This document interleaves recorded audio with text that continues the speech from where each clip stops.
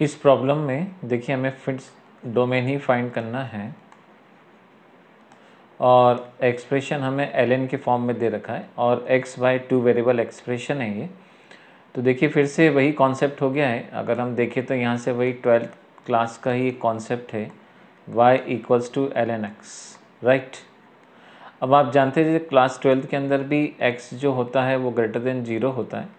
तो इस प्रकार से जो डोमेन क्लास 12th में आप लॉग का स्टडी करते थे इज़ अ एलिमेंट ऑफ, हम देखते थे 0 से इन्फिनिटी, और जो हमें रेंज मिलता था रेंज इज़ अ आर होता था। लेकिन इस बार आपको जो ये यहाँ पे टर्म दे रखी है, ये टर्म आप देखेंगे तो यहाँ पे ये टर्म 2 वेरिएबल के फॉर्म में, तो एग्जैक्ट यही लॉजिक हम यहाँ पे भी लगा के इसको सॉल्व कर लेते हैं, ठीक है। तो देखिए हमें जो प्रॉब्लम दे रखा है F X Y equals to X Y, इस एक्स वाई से हमें कोई प्रॉब्लम नहीं हो, प्रोडक्ट हो रहा है एल के साथ, L N X square plus Y square. तो देखिए इंटायर एक्सप्रेशन को हम वैसे ही कंपेयर करेंगे जैसे आप पहले 1 वेरिएबल या 2 वेरिएबल एक्स वाई इक्वेशन में कंपेयर करते थे। तो यहाँ से आप देखेंगे तो आपको एक सर्कल का इक्वेशन दिखाई देगा। सर्कल का equation X square plus Y square equals to R square होता था। और यहाँ पे आप देखेंगे तो ये एक सर्कल है जिसका सेंटर जो होता था वो 0,0 होता था, ठीक है ना। अब आप देख सकते हैं यहाँ पे आर का लेंथ जितना बड़ा होगा हमें और उतना बड़ा सर्कल मिलता जाएगा।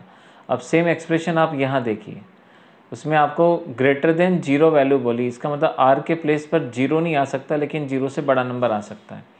तो अगर हम थोड़ा सा इसको बेसिक सर्कल का कंसेप्ट लगा के देखें तो देखिए एक छोटा सर्कल ये भी हो सकता है, इससे बड़ा सर्कल भी पॉसिबल है, इससे बड़ा सर्कल भी पॉसिबल है, और इस larger and larger radius are the possible.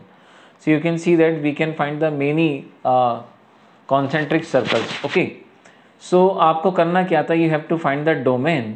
So you know that x square plus y square greater than 0, that means no one value is equals to 0. If, because the entire expression is represent the equation of the circle, so here you can see that x never equals to 0 and even y value is not equals to 0. So the entire expression you can see that x and y both is not equals to 0.